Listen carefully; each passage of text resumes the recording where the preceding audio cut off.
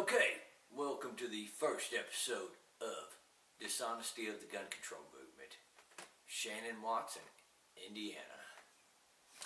Now, before I begin with this episode, I know that this series is mainly for Second Amendment advocates and mainly directed at gun control advocates.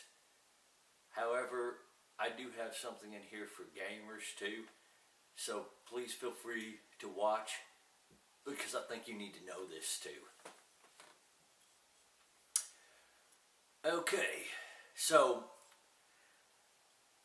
as we know, last weekend was Easter weekend, and in these weekends like this, I visit friends, family, get away from the interwebs a little bit, However, I do occasionally check up on Twitter and something like that. I can still actually view Shannon Watts' tweets from my cell phone.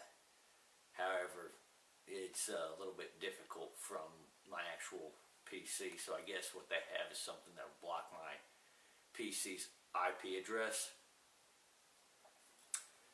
But anyway, I saw this tweet here. See if we can get. Alright. Now, I don't know if you can read this from here. I'll have to review the video afterwards, but I'm going to read the tweet anyway. It says, hashtag Indiana law lets open carry couple get service, but my daughter and her girlfriend can't. Okay, this is blatantly dishonest for several reasons. First off, I don't think there's a single state that forces a business to say, hey, you've got to serve this open carry couple or these concealed carry people, while carrying their guns in the store. In fact, any business can turn you away if you're actually carrying a firearm. And in fact, some states, if they have the proper sign posted on the door, such as in Texas, if you carry onto that establishment that prohibits carry, doesn't matter if you're a license holder or not, but if you carry onto that establishment, then you've just committed a crime.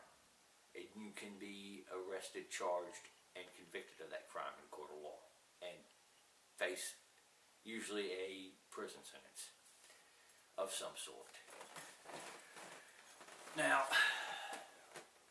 the law she's talking about is the Religious Freedom Law, which this particular law allows businesses that provide services for weddings, if they are family owned and have, and their owners of it have a religious reservation against providing service or taking part in a homosexual marriage, then that business can opt out for religious reasons.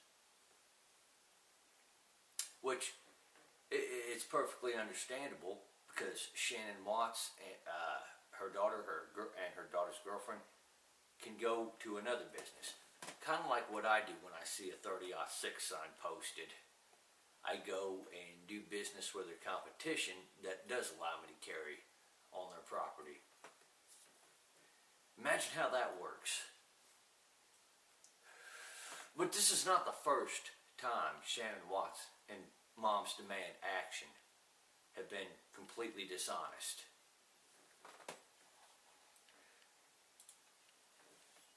Alright, now this part in black here reads,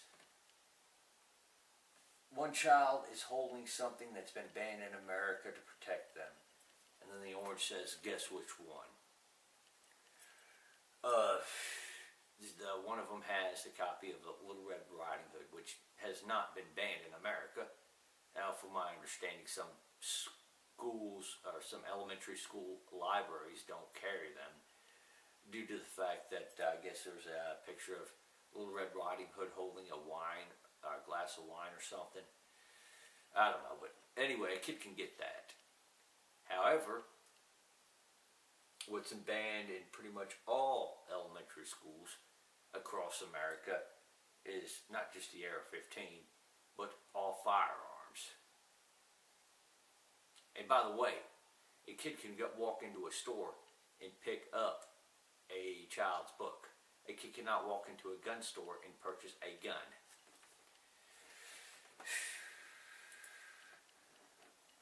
Again, same caption. Alright, now, some school districts have banned dodgeball on school property to protect children. However, guess what? Firearms are banned on school property to include the AR-15. Again, another bit of dishonesty here. But no, it's not illegal for kids to go out and play dodgeball.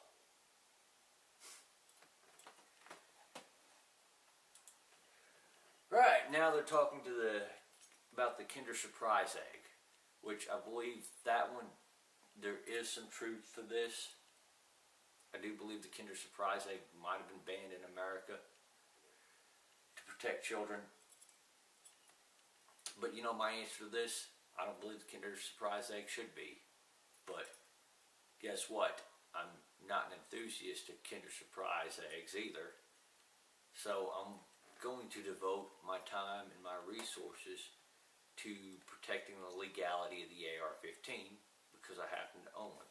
In fact, while I'm at it, I just want to go over a few basic facts with this. First off, this is a firearm.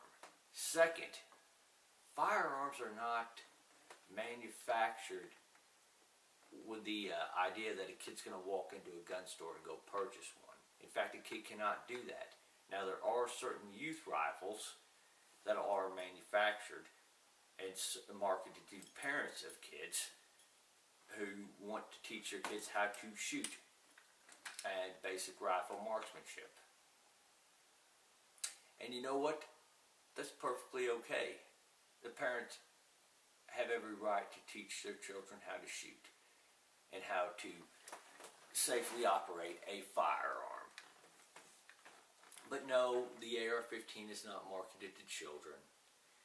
It's not being sold to children at gun stores.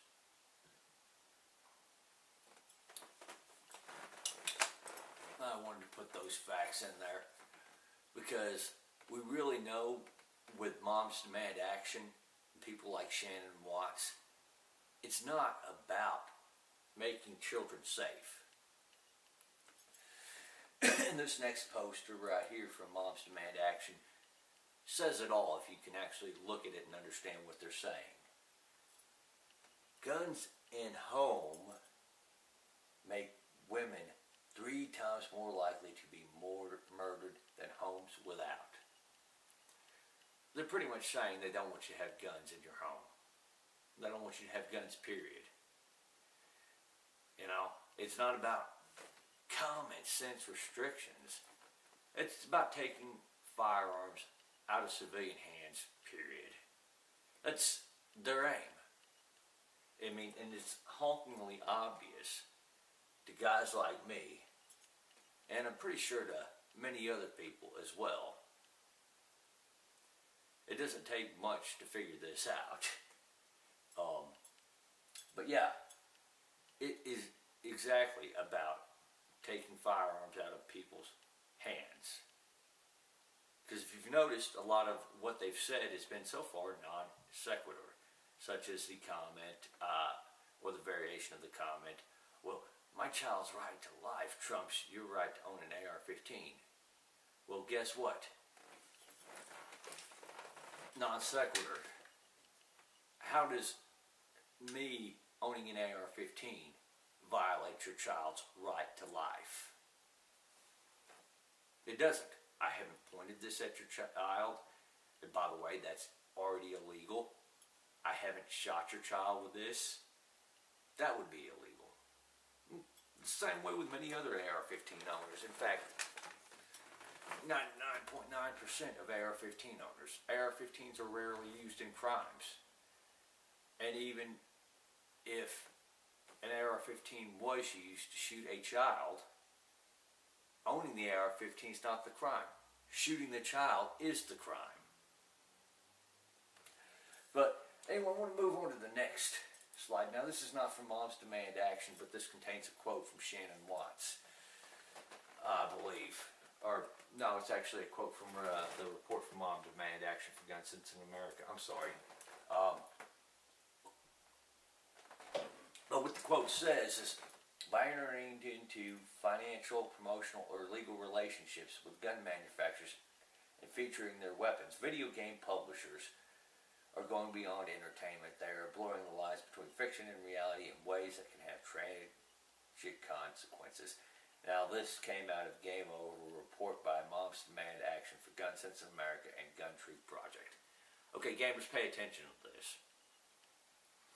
Right now, they're saying that because game manufacturers, game producers are putting certain guns in video games, or because they're going and talking to gun manufacturers about guns, and then putting those guns into video games, that all of a sudden that's somehow bad.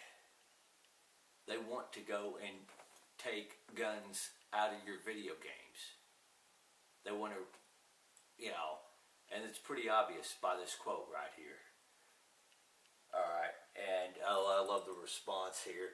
And yet somehow 11 million copies of Call of Duty Black Ops 2 were sold in the U.S., and there's still not been a single team deathmatch on our streets. That doesn't sound too good. That doesn't sound too good if they're having team deathmatches on the streets. I'm sorry. But you know what? This actually, when you call the gun control movement out on their lies, I'm going to show you this tweet right here. Is just, it's just, all you need to understand. And I know this guy's probably not some major talking head with the gun control movement, but at least he was dumb enough to come out and say it. Alright, the guy's calls himself Republicans are evil. His handle is @CanProveIt. But I found this tweet. I responded to it. He said, "People have rights, guns don't. Coalition to Stop Gun Violence on Facebook, #UniteBlue, #NotOneMore, yada yada." So I decided to come in and respond to him. People have a right to own and carry guns. Why does your side only have lies and fallacies to stand on? In his response, "I'm sorry, you are mistaking me for somebody who gave a fuck about what you think." He doesn't care that we know that they're resorting to fallacies and lies, guys. He doesn't. And that's the same way with most of gun control advocates, because they're going to go after as many uninformed people as they can. You know what? And honestly, it's just reality that people are going to be uninformed on stuff. There are things that I'm uninformed on. But I at least have the common decency to try to listen to all sides of the debate and make my own opinion. What Moms Demand Action is doing is they're trying, and just the same with all the gun control movement, they're trying to find as many people who don't know about guns. They're trying to scare them about guns before they even touch a gun. And they're trying to scare them into their way of thinking, because they know after they get this X model of gun banned, Y model of gun banned, Z model of gun banned, X amount of people prohibited, Y people prohibited, Z people prohibited, have to go through this regulation, that regulation, and they've regulated it to the point, or they've restricted it to the point to where it's very difficult to own a firearm, and not many people do. They can tell all the lies in the world that they want, and if most people aren't going to even handle a firearm, aren't going to know the difference. So this is the exact dishonesty that the gun control movement uses, and they to push ignorance, and this is what they use to push their movement.